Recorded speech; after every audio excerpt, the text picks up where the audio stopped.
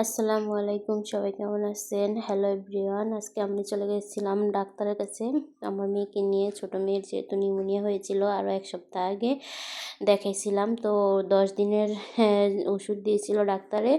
ওইভাবে ইঞ্জেকশন দেওয়া হয় না, তো এই জন্য অ্যান্টিবায়োটিক দিয়েছিল, তো ওগুলাই খাওয়াইছি। আলহামদুলিল্লাহ এখন মোটামুটি সুস্থ আছে, অনেকটাই ভালো হয়েছে। তা আজকে ডাক্তার কাছে যাই আর দেখলাম যে অনেক সিরিয়াল আর অনেক সিরিয়াল, রুগী আর রুগী সব বাচ্চাদের ঠান্ডা এই ধরনের রুগী বেশি। তো ওইখানে সিরিয়াল পাওয়াই যেতেছিল না, অনেক বসা থাকতে থাকতে বাচ্চারা কান্নাকাটি শুরু করেছে। আমার ছোটো মেয়ে কাঁদতে কাঁদতে ঘুমায় গেছে, আর বড় মেয়েটা দুষ্টামি করতেছে। যে এদিকে একটা বাচ্চার সাথে ওর পরিচয় হয়েছে, ওর বাবার হচ্ছে যে ও বান্ধবী, তো ওইখানে যা পরিচয় হইলো। তো ওই বাচ্চাটার সাথে অনেকক্ষণ দুষ্টামি করছে, বাচ্চাটাও খুব ওর সাথে খেলতেছিল। এই বাচ্চাটাও ওর সাথে অনেকক্ষণ খেলতেছিল, এই যে গাড়ি চালাচ্ছিল। এই বাচ্চাটাও অসুস্থ। এই বাচ্চাটার আম্মু অনেক রাগ হয়ে গেছিলো যে কাউন্টারে বসে তার উপরে। তারপরে যে এদিকে আমি আর আমার মেয়ে বসে আছিলাম, তো ঘুমায় গেছে। এদিকে কাঁদতে কাঁদতে ঘুমায় গেছে, কান্না করছি এত পরিমাণে ও কান্না করছিল। সেখানে যায়া জানি না ও কি ঘুম পাইছে নাকি গরম লাগছিল, তো এখানে বাসায় চলে আসছি আমরা ডাক্তার দেখানোর পরে। দেখেন বাসায় এসে ওর কাপড় চোপড় সব খুলে দিছি, এই জন্য ও খেলা করতেছে। এখন ওর একটু কমফোর্ট মনে হইতেছে, ওইখানে হয়তো বা ভালো লাগতেছিল না, এই জন্য ভারী পোশাক পরে নিছিলাম, তো ওই জন্য মনে হয় গরম লাগছিল। তো এই জন্য আমি কিছুক্ষণের জন্য ওরে একটু এরকম জামা পরেই রাখলাম সিম্পল। যদিও বাসার ভিতরে তেমন একটা ঠান্ডা নাই, তারপরেও জামা পরাইছি। তো কিছুক্ষণ পরে আবার একটা গেঞ্জি পরে দিব পাতলা। তো ওই দেখেন কি দুষ্টামি করতে আসছে আমার ওনা নিয়ে, এটা মাথায় দিবে বারবার করে দিয়ে তারপরে আবার ফালাইবে। যখন দেখবে এটা পেঁচায় গুছায় পড়ে যেতেছে তখন এটা আবার খুলে ফেলাইব। অনেকক্ষণ ওর দুষ্টামি দেখলাম, এদিকে হাসতেছিল, আমি ভিডিও করছিলাম সেজন্য আমার ক্যামেরার দিকে তাকায় তাকায় হাসতেছিল, আর আমি ডাকতেছিলাম বলতেছিলাম কি করো তুমি, এইগুলা বলি সেজন্য হাসতে আসছিল। তো অনেকক্ষণ ওর খেলাধুলা দেখলাম। দেখেন কি করে, আবার এটা নিয়ে আমার কাছে চলে আসতে চায়, তো আমি আবার একটু দূরে সরে গেছি। তো ওর কাছ থেকে এখন চলে যাব একটু রান্নাঘরে। এদিকে আমার বড় মেয়ে ঘুমাইতে আছে, ও আইসেই ঘুমায় পড়ছিল, ওর বাবার কোলেই ঘুমায় পড়ছে বাসায়। তো আমি ওকে শোয়াই দিছি, লাইটটা অফ করে দিছি। আর এদিকে ফ্রিজ থেকে একটু দুধ নামিয়ে নিছি।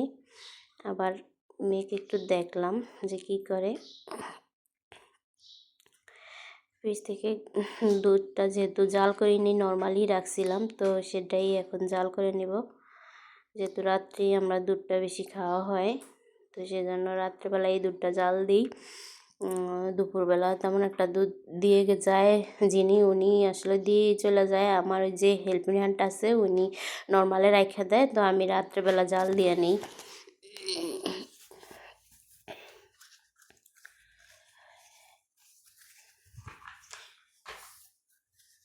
যদিও আমার দুধ জাল দেওয়া হয়ে গেছে, আমি একটু লাড়াচাড়া দিয়ে আরও কিছুক্ষণ ভালোভাবে ফুটিয়ে নেব, তারপরে চুলাটা অফ করে রেখে দেব।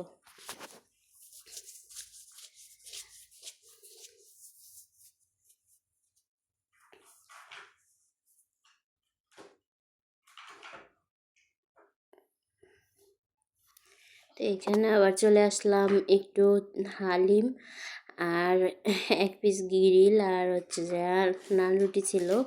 এগুলো আসলে আরও 2 দিন আগের ছিল, বাসায় ফ্রিজে রাখা ছিল। তো আরও 2 দিন আগে আমরা এক বাসায় দাওয়াতে গিয়েছিলাম দুপুরে, তো রাত্রে আর কিছু রান্না করা হয় নাই, এগুলো আনছিল।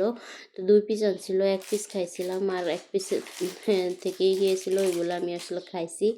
খাওয়া দাওয়ার পরে আমি একটু রান্নাঘরে গেছি, রান্নাঘর থেকে আইসা দেখতেছি আমার ছোট মেয়ে এই যে মামপটের সমস্ত সব পানিগুলি ফালাইয়া একদম বিছনা সমস্ত ভিজায় ফেলাইছে।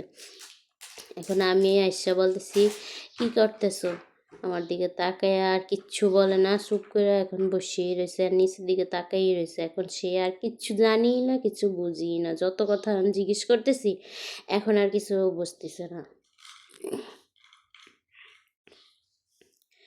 তো ওরে অনেকক্ষণ ধরে আমি বলতেছিলাম যে এগুলা কে করছে, এগুলা কে করছে। ও আমার দিকে একবার তাকায় আবার নিচের দিকে তাকায় থাকে, মনে হয় যেন সব কিছু বোঝে। আমি ওরে রাগ করতেছিলাম, মনে হয় যে এটা অনেক অনেক কিছুই বোঝে।